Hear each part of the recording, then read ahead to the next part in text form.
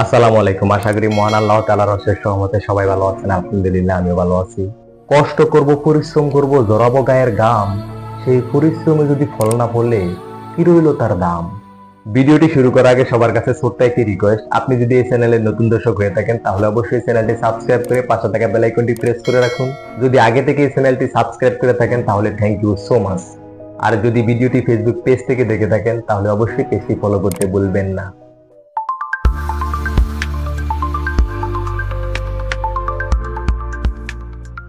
বর্তমানে আমাদের দেশের কিছু কন্টেন্ট ক্রিয়েটরদের কন্টেন্ট দেখলে কথা বলতে না চাইলেও কথা বলতে হয়। তাদের কন্টেন্ট দেখলে কন্টেন্ট ক্রিয়েটরদের প্রতি মন থেকে কেমন দিনে একটা ঘৃণা জন্মে যায়।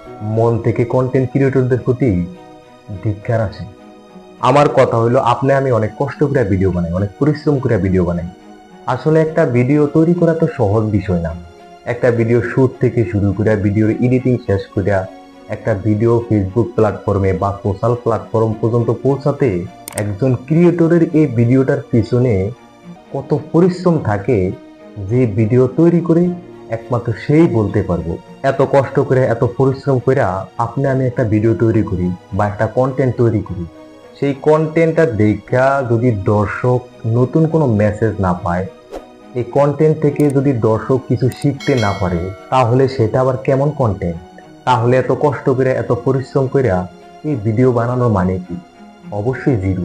শুধু হাসায়া আর ফালতুমি দেখায়া আমরা যদি আমাদের অডিয়েন্সের কষ্টের টাকার এমবি এবং মূল্যবান সময় অযথা নষ্ট করাই, তাহলে এর কোনো বেনিফিট আছে? এর কোনো মূল্য আছে? আপনি আমি যেমন কষ্ট করে ভিডিও বানাই, পরিশ্রম করে ভিডিও বানাই, তেমনি আমাদের দর্শক বা অডিয়েন্স তাদের কষ্টের টাকার এমবি খরচ করে এবং তাদের মূল্যবান সময় নষ্ট করে আপনার আমার ভিডিওটা দেখে। এখন আমি মনে করি, আপনি ফানি ক্রিয়েটর হন, মোটিভেশনাল ক্রিয়েটর হন, ব্লগার হন বা ফুড ব্লগার হন, আপনি যেই ধরনের ক্রিয়েটরই হন না কেন, আপনি যদি ফানি ক্রিয়েটর হয়ে থাকেন তাহলে আপনার ফানের মধ্যেও কিছু মেসেজ থাকতে হবে। আপনার হাসানোর বিষয়গুলোর মধ্যেও কিছু প্রতিবাদ থাকতে হবে। আপনার হাসানোর বিষয়গুলোর মধ্যেও কিছু শিক্ষণীয় বিষয় থাকতে হবে, যেগুলো দর্শকের বাস্তব জীবনে কাজে আসবে। আপনি যদি মোটিভেশনাল ক্রিয়েটর হন তাহলে আপনার মোটিভেশনের ভিতরেও এই ধরনের কিছু থাকতে হবে। আপনি যদি ব্লগার হন তাহলে আপনার ব্লগের ভিতরেও এই ধরনের কিছু থাকতে হবে। আপনি যদি ফুড ব্লগার হন তাহলে আপনার ফুড ব্লগের মধ্যেও এই ধরনের কিছু থাকতে হবে।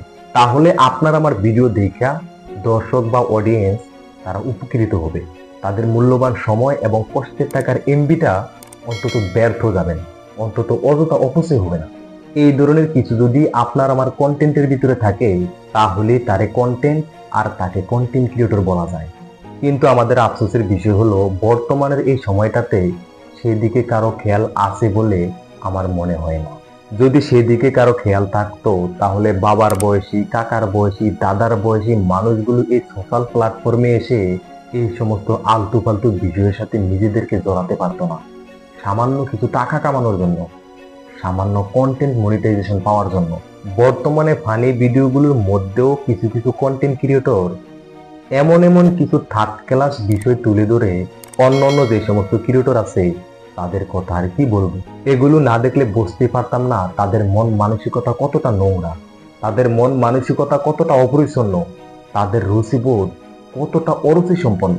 তারা যত টয়লেট, ওয়াশরুম, বাথরুম, পায়না গাছ, বন্দি লইয়া, লোডা লইয়া, সুন্দর কাপড় মাথায় উড়েয়া তারা আমাদেরকে হাসানোর চেষ্টা করে। তারা এই সমস্ত বিষয়গুলোকে ফানি কন্টেন্ট নামে আমাদের মাঝে চালিয়ে দেয়।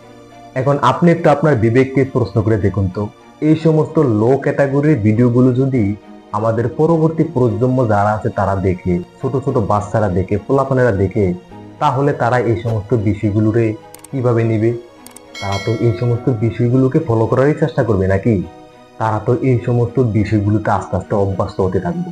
এই সমস্ত বিষয়গুলো আপনি আমি একবারও চিন্তা করছি? আপনি একবারও চিন্তা করছেন? যদি একবারও এই সমস্ত বিষয়গুলো আপনি আমি চিন্তা করতাম, তাহলে এই সমস্ত লো ক্যাটাগরির কন্টেন্টগুলো আমরা উন্মুক্ত প্ল্যাটফর্ম সোশ্যাল মিডিয়া শেয়ার করতে পারতাম না। তাই সর্বশেষ যারা এই ধরনের অরুচি সম্পন্ন কন্টেন্ট উন্মুক্ত প্ল্যাটফর্ম সোশ্যাল মিডিয়া শেয়ার করে নিজেদেরকে কন্টেন্ট ক্রিয়েটর দাবি করেন, আমি তাদের উদ্দেশ্যে বলবো, ভাইরাল হয়ে আর ভিউ পেয়ে সেলিব্রিটি হওয়া যায়, মানুষ হওয়া যায় না। মানুষ হতে হলে রুচিবোধ লাগে, মানুষ হতে হলে মনুষ্যত্ব লাগে। মানুষ হতে হলে রুচিবোধ এবং অরুচিবোধের মধ্যে পার্থক্য বোঝার সক্ষমতা থাকা লাগে। এগুলোর কোনোটির উপস্থাপনই আপনাদের মধ্যে নাই। যদি থাকতো তাহলে এইসব নোংরা দৃশ্য ধারণ করে সেগুলোকে আবার কন্টেন্ট রূপে উন্মুক্ত প্ল্যাটফর্ম সোশ্যাল মিডিয়া শেয়ার করতে পারতেন না। সর্বশেষ বলবো, এই কথাটা আমি ম্যাক্সিমাম ভিডিওর শেষের দিকে বলে থাকি, আপনি ভিডিও তৈরি করার আগেই আপনার দর্শক এবং অডিয়েন্সের কথা চিন্তা করে ভিডিও তৈরি করুন, যেন আপনার আমার দর্শক, আপনার আমার অডিয়েন্স ভিডিওটা দেখে তাদের কষ্টের টাকার এমবি এবং মূল্যবান সময় ব্যয় করার জন্য আফসোস না করে। তাহলে আপনি আপনাকে একজন সফল কন্টেন্ট ক্রিয়েটর হিসেবে নিজেকে দাবি করতে পারেন, নিজেকে একজন সফল কন্টেন্ট ক্রিয়েটর ভাবতে পারেন।